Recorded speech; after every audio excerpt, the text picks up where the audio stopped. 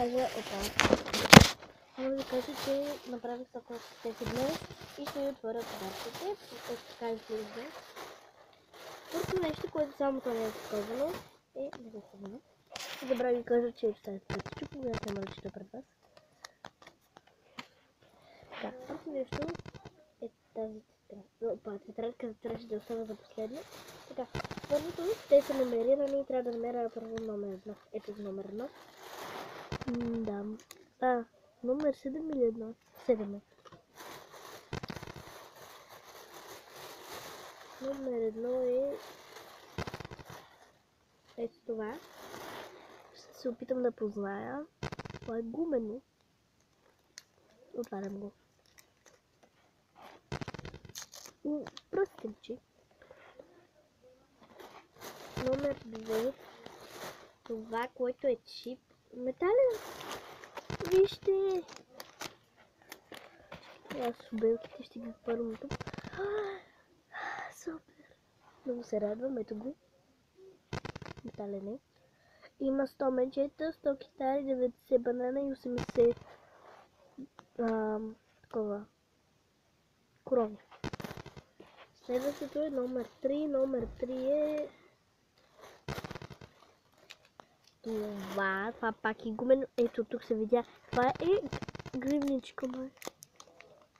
Да, едно държателче. Вау! Вижте. Ето.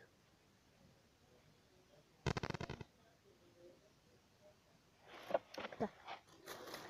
Следващото, което е номер 4. Номер 4 е това, което е моличе. Faber Castell.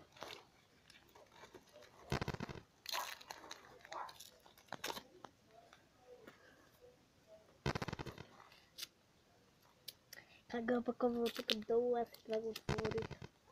Ето го. Ай, не е на Faber Castell, бе. На друга марка е. Много хубаво. Така, номер 5 е това, което е твърдо. Ето, тук се вижда химикачичка. Само да видя как пише на една от опаковките. Чудесно пише.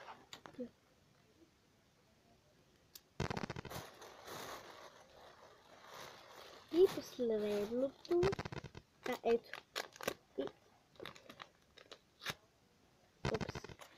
Предпоследното, да извинете, ето това чипче.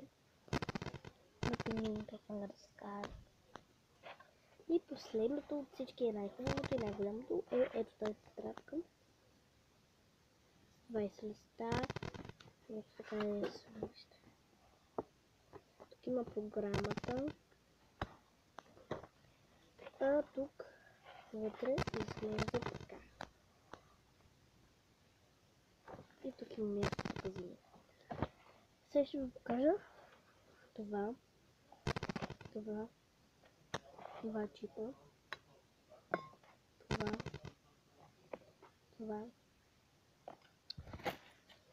тартичка и тетрадка. И това беше кипът в това асистент. Ако ви харесва, го харесайте, коментирайте и не забравяйте да се абонирате за канала ми. Чао!